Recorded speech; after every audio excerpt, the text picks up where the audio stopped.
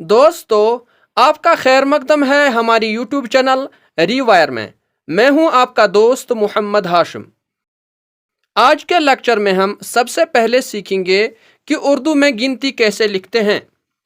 क्योंकि दोस्तों, जब हम कोई ख़त लिखते हैं उसमें पेशानी में जो हम तारीख़ यानी डेट लिखते हैं वो हम उर्दू गिनती में लिखते हैं।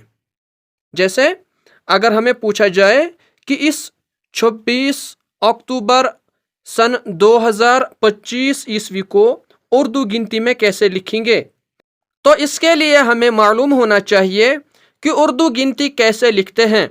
मिसाल के तौर पर अगर हम 0 यानी 0 से लेकर 9 तक उर्दू में गिनती लिखेंगे तो वो कैसे लिखेंगे।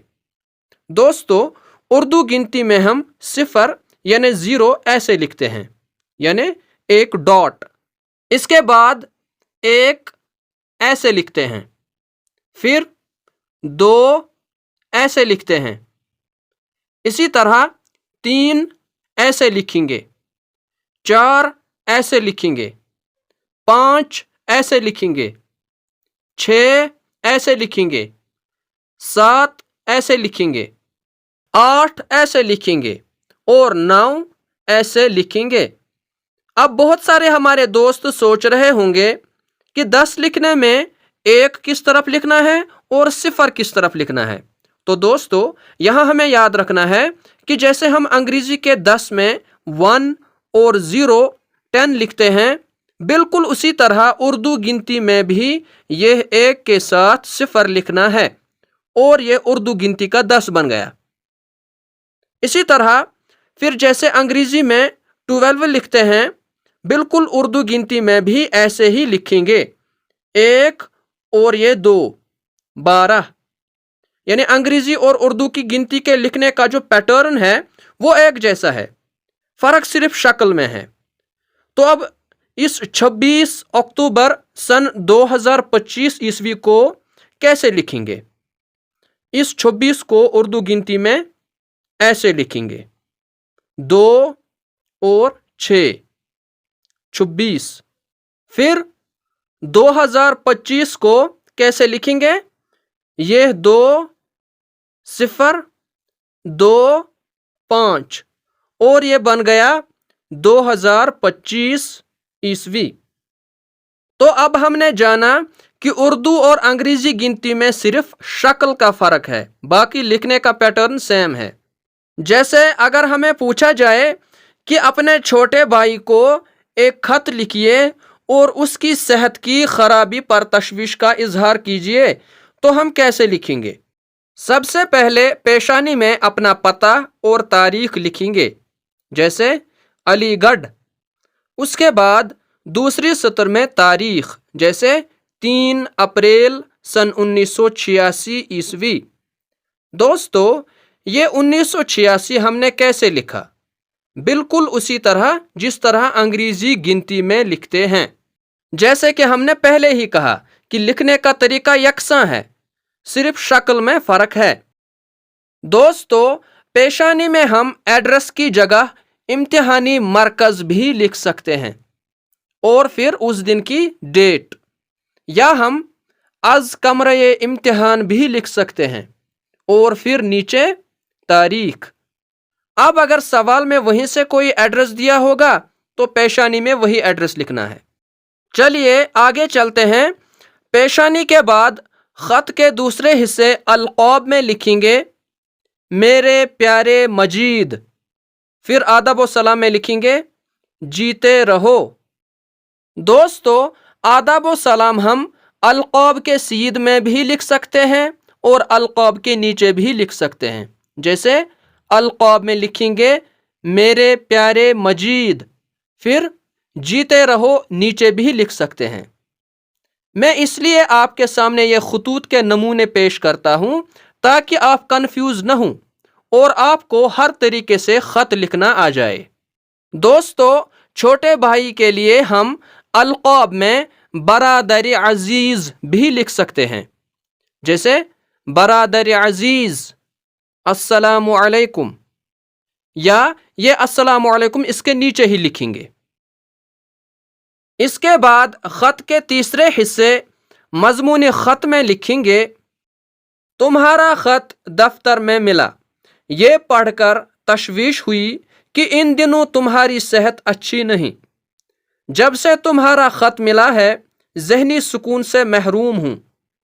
تم نے صاف طور پر نہیں لکھا کہ بات کیا ہے۔ اس طرح کا خط لکھ کر مجھے بڑی الجھنوں میں ڈال دیتے ہو۔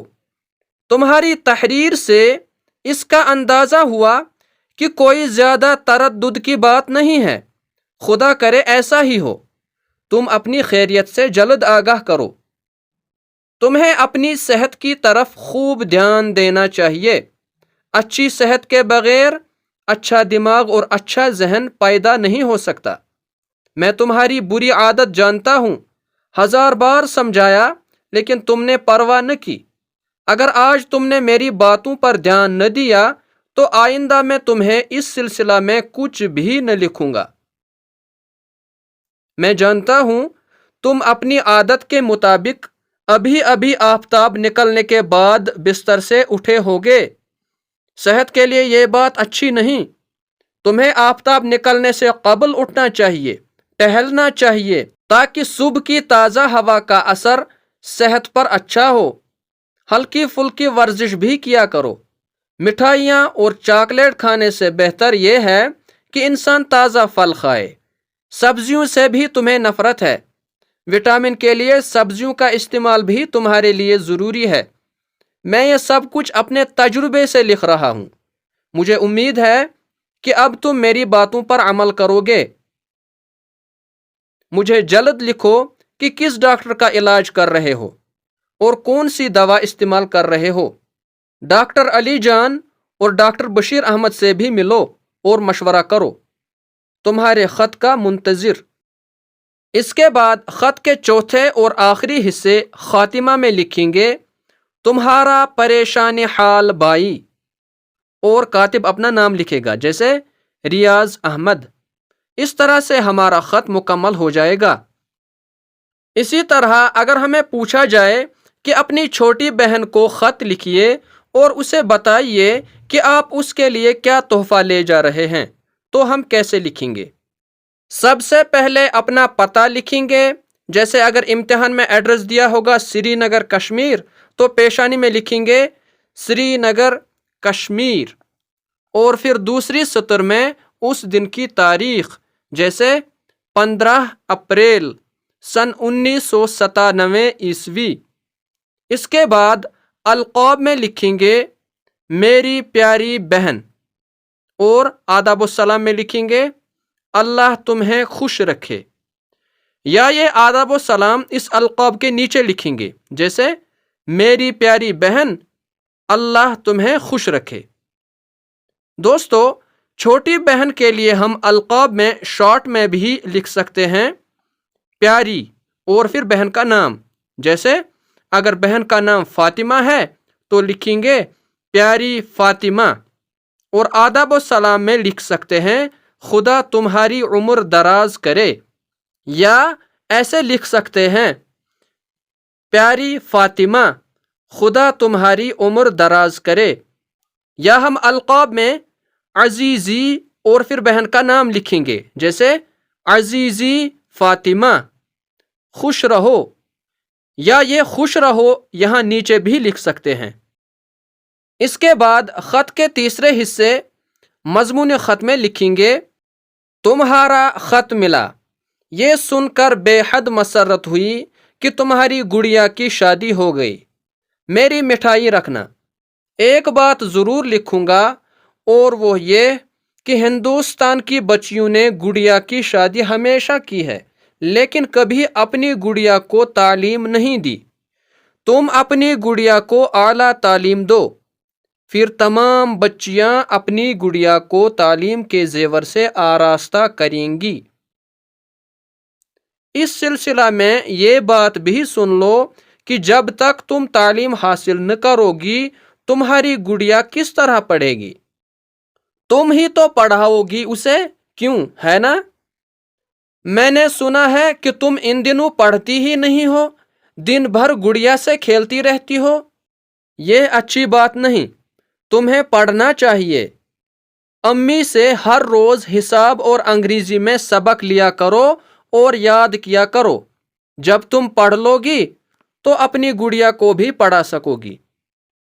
مجھے تمہارے خط کا انتظار رہے گا۔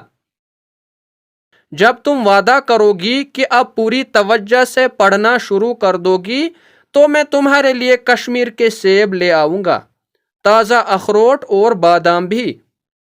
ان کے علاوہ تصویروں کا ایک بہت خوبصورت البم بھی، جس میں دنیا کے تمام جنگلی جانوروں کی تصویریں ہوں گی۔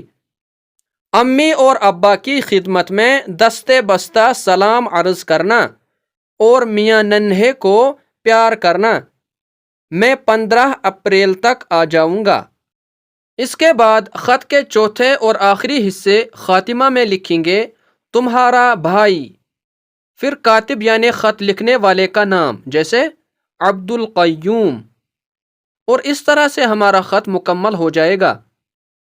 دوستو، امید ہے کہ آپ کو یہ لیکچر پسند آیا ہوگا۔ اس لیکچر کو دوسروں تک بھی پہنچائیے تاکہ سب کو فائدہ ہو سکے۔ آج کے لیکچر میں اتنا ہی، ملتے ہیں اگلے لیکچر میں، تب تک کے لیے خدا حافظ۔